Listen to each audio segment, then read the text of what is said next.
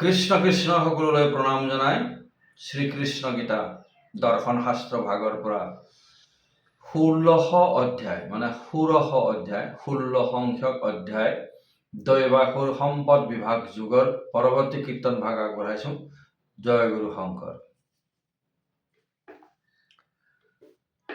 আমাৰ শৰীৰৰ ভিতৰত বা মনত দুটা গুণ থাকে, এয়া হ'ল দৈবিক গুণ আৰু এটা আখৰিক গুণ।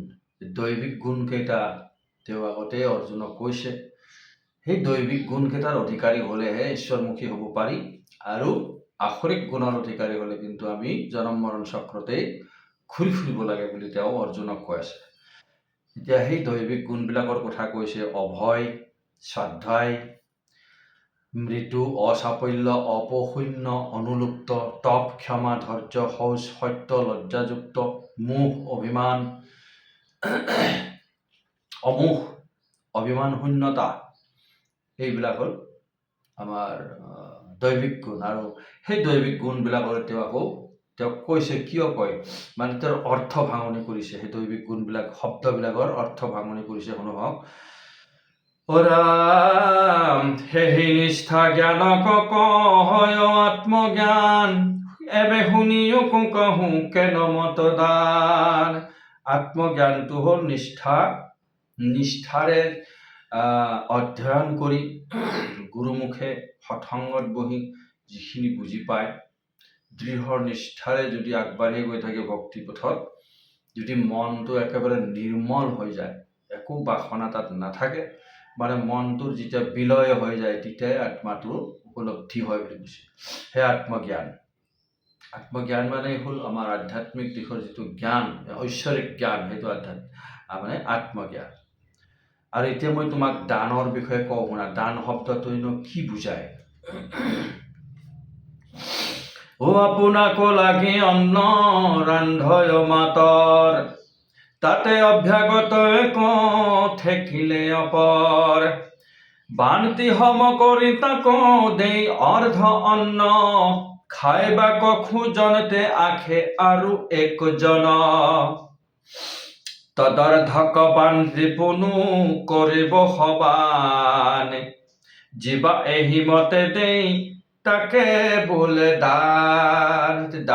দান কাক কৈছে? এতিয়া মই ভাত ৰান্ধি বাঢ়ি লৈ খাবলৈ ওলাওঁতেই এজন আহি গ'ল, ভোকাতুৰ মানুহ বা প্ৰাণী যিয়ে নহওক, মনুষ্যকে আদি কৰি যিকোনো এজন আহিল।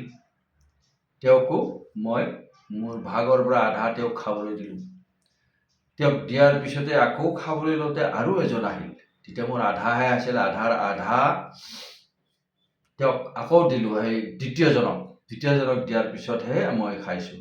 বা তাৰ পিছতো যদি আৰু কোনোবা আহে, তেতিয়া মোৰ সেই অকণমান বচাখিনিকো মই তাক দি দিম। এনেকুৱা ধৰণৰ হয় মনৰ স্থিতি, তাকে দান বুলি কয়।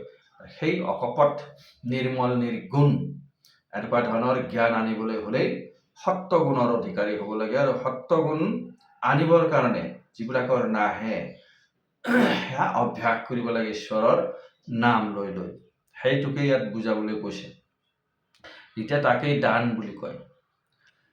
আৰু অহিংসাই পৰম দান হয়। অহিংসা যদি আমাৰ মনত থাকে, তেনেহ'লে কোনো ধৰণৰ জীৱ বধ নহ'ব।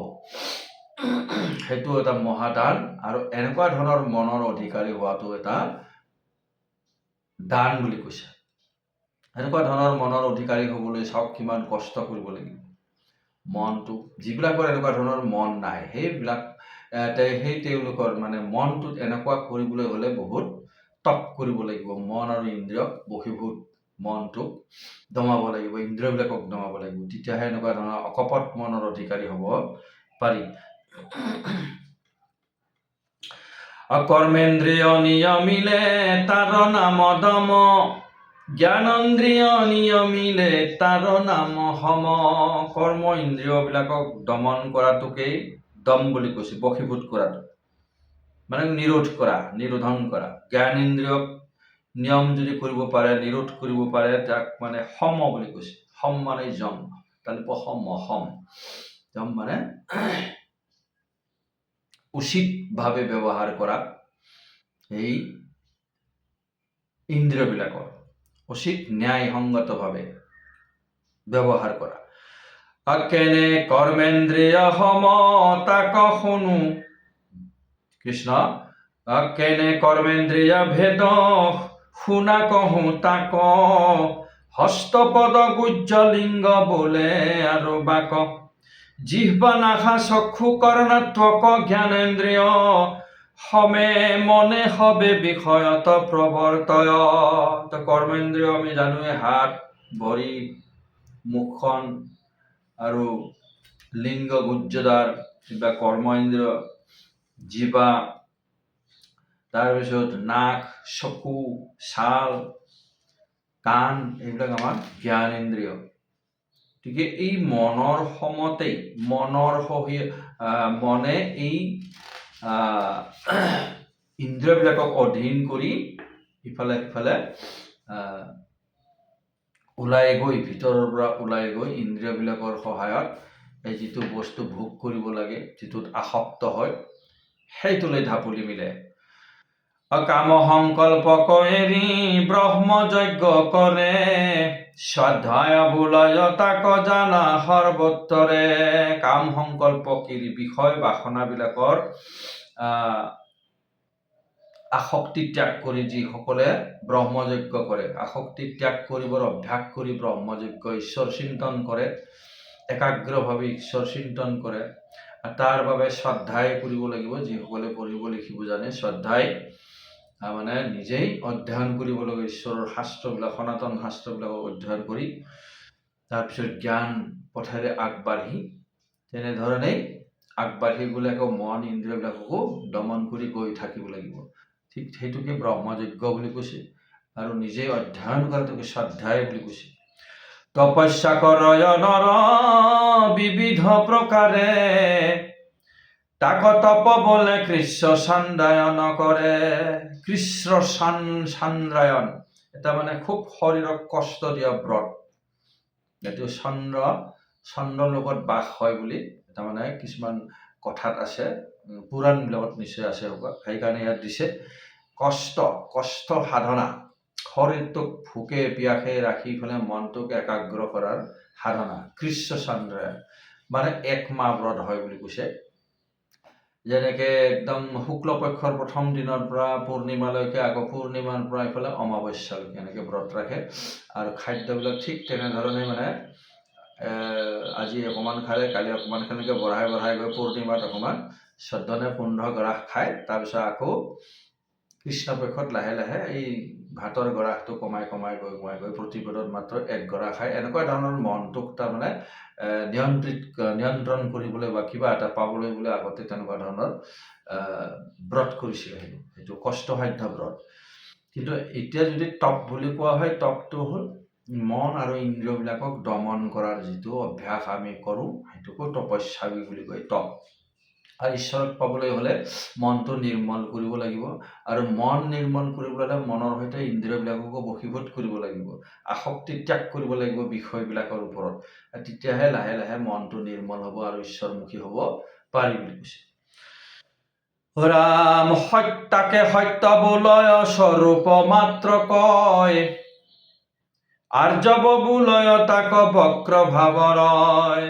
যিটো সঁচা কথা অকপটভাৱে সৰলতাৰে ক'ব পাৰে, একো ভয় নোহোৱাকৈ, সেইটোকে সত্য বুলি কৈছে। আৰ্যবটো হ'ল সৰলতা, য'ত মানে বেকা বেকি নাই আৰু চিধা সহজ সৰলভাৱে কথাখিনি কৈ দিয়ে বা তেনেকুৱা ধৰণৰ আচাৰ ব্যৱহাৰ কৰে, সেইটো সৰলতা। এয়া হ'ল দৈবিক গুণৰ অধিকাৰী হ'ব লাগিব। এনেকুৱা ধৰণৰ গুণ হ'ল দৈবিক গুণ, দেৱতাৰ গুণ, দিব্য গুণ। ত্যাগ বোলয় তাকে উদাস যাৰ মতি, সেহি শান্ত বিষয়ত হুবে উপৰতি। ত্যাগ কাক বুলি কয়? যিবিলাক উদাস হ'ব লাগে, মানে বিষয়বিলাকৰ প্ৰতি যদি উদাসীনতা আহি যায়, বৈৰাগ্য আহি যায়, সেইজনেহে ত্যাগ কৰিব পাৰে। নহ'লে কোনে যদি বৈৰাগ্য নাহে, কোনো বস্তুৱে বিষয়বিলাক ত্যাগ কৰিব নোৱাৰে। আৰু যিসকলে এই উদাস হৈ যায়, আসক্তি ত্যাগ কৰিব পাৰে বিষয়ৰ প্ৰতি, তেওঁবিলাকে ত্যাগ কৰিব পাৰে। আৰু সেইটোকে ত্যাগ বুলি কয়, যিসকলে এনেধৰণে উদাসীন হয়, বস্তু দূৰলৈ ঠেলি দিয়ে, মানে আসক্তি ত্যাগ কৰি দিয়ে। পৰৰ দুখক যিটো পাছত সৰসয় তাৰ নাম পৈশূন্য জানিবা ধনঞ্জয়। পৰৰ চৰ্চা নকৰাজনক পৈশূন্য বুলি কৈছে, মানে তেওঁ আনৰ চৰ্চা নকৰে, আনৰ দুখ নেদেখে। কাৰোবাৰ অকমান দুখ দেখিলে তেওঁৰ পিছফালে গৈ মানুহৰ আগত কৈ ফুৰে অমুকে তেনেকে কৈছে তেনেকে কৈছে বুলি, সেইটো হ'ল পৰচৰ্চা। পৰচৰ্চা যিসকলে নকৰে সেয়া পৈশূন্য বুলি কৈছে।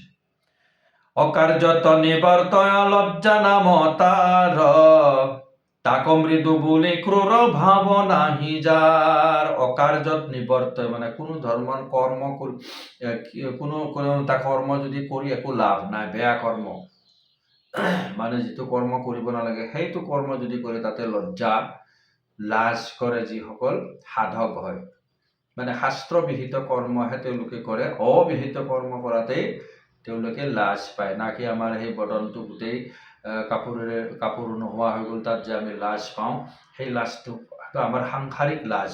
কিন্তু এইটো যিবিলাক শাস্ত্ৰ অবিহিত কৰ্ম যে কৰে সাধকসকলে যদি কৰে তেতিয়াহ'লে তেওঁলোকে বহুত লাজ পায়, তাতেহে লাজ পাব লাগে বুলি কৈছে।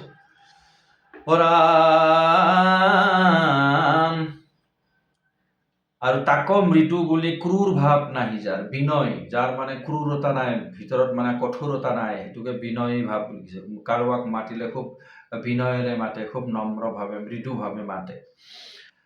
সেহি অচঞ্চল বৃথা কৰ্ম নকৰয়, সেহি হে তেজস্বী যিটো প্ৰগল্ভ হয়। অচঞ্চল, আৰু এটা শব্দ আছে অচাপল্য, অচাপল্য বা অচঞ্চল। অচঞ্চল মানে মনটো স্থিৰ ৰখা, এটাকে কৈছে এই এটা কাম যদি কৰি আছে মনটো স্থিৰ কৰি সেই কামতে মনটো লগাই আছে। আৰু যদি অচঞ্চল হ'লে আকৌ মনটো বেলেগ ফালে যাব, সেইটোহে এইবাৰ কৰিম বা এইটো বাদ দিম সেইটোহে কৰিম, এনেকুৱা ধৰণৰ চঞ্চলতা। অচঞ্চল হয় যিবিলাকক দৈবিক গুণৰ অধিকাৰী হয় আৰু তেজস্বী হয়, তেওঁৰ মানে গুণেৰে গোটেই অঞ্চলটো যদি গুণৱন্ত হৈ যায় তাকে তেজস্বী বুলি কৈছে। তেওঁ এনেকুৱা ধৰণৰ সুন্দৰ মানে কাম কৰে, সেই কামৰ তেওঁৰ মানে গুণটো দেখি তেওঁৰ গুণক যিসকলে অনুসৰণ কৰি তেওঁৰ লিখিয়া হৈ যায়, তেনেকুৱা ধৰণৰ শক্তিটোকে তেজস্বী শক্তি বুলি কৈছে। যেনেকে সূৰ্যৰ পোহৰে গোটেই পৃথিৱীখনকে আলোকিত কৰি দিয়ে, তেওঁৰ তেজ শক্তি সেইটো, ঠিক তেনেধৰণে মানুহৰ কিছুমান এনেকুৱা দৈবিক গুণ আহি যায়, খুব সুন্দৰ জগত কল্যাণৰ গুণ আহি যায়, সেই সকলো মানে তেনেধৰণে তেজস্বী গুণ এটা তেওঁলোকৰ আহি যায়। ৰাম গালি পৰা ভৱ নিন্দা আৰু তিৰস্কাৰ, দণ্ডিত পাৰিয়া সহে ক্ষমা নাম তাৰ। যদি কোনোবাই সেই সাধকজনক গালি পাৰে, বৈষ্ণৱজনক গালি পাৰে, তেওঁ দণ্ডটো দিব পাৰে, শাস্তি দিব পাৰে, কাৰণ অনাহকত গালি পাৰিছে, অপমান কৰিছে, কিন্তু তেওঁ একো নকয়, তেওঁ ক্ষমা কৰি দিয়ে। এইটো পাপী হয়, পাপকহে ঘৃণা কৰিব লাগে, পাপীক ঘৃণা কৰিব নালাগে, এনেকুৱা ধৰণৰ তেওঁলোকৰ মনৰ স্থিতি হয়। ৰাম পৰে মাৰিলা তো চিত্তে ক্ৰোধ নোপজয়, সেহিহে অক্ৰোধী জন জানা ধনঞ্জয়। যাক বলে ধৈৰ্য শুনিও ক মহাবীৰ, দুখ পাইলে সুস্থ বল চিত্ত যাৰ স্থিৰ। খং কাৰ নুঠে, সেই দৈবিক গুণৰ অধিকাৰীবিলাক অক্ৰোধী হয়, তেওঁলোকৰ খং নুঠে। কোনোবাই যদি তেওঁলোকক গতিয়াই দিছে, মাৰিও দিছে এক থাপত, তেওঁলোকে কেতিয়াও তেওঁলোকৰ খং নুঠে, একেবাৰে তেওঁলোকে খংটো দমাব পাৰে, বশীভূত কৰিব পাৰে, এনেকুৱা ধৰণৰ স্থিতিত আহি যায়। আৰু ধৈৰ্য যাকে কয়, যিমান দুখ পালেও স্থিৰ হৈ থাকে, খুব সংসাৰত আপদ বিপদ আহিলেও, জীৱনত আপদ বিপদ আহিলেও তেওঁ স্থিৰ হৈ থাকে, সেইটোকে ধৈৰ্য বুলি কৈছে। কৃষ্ণ ইয়াৰ পিছৰ ভাগ আগলৈ আগবঢ়া, আজিলৈ সামৰিছোঁ। জয় গুৰু শংকৰ।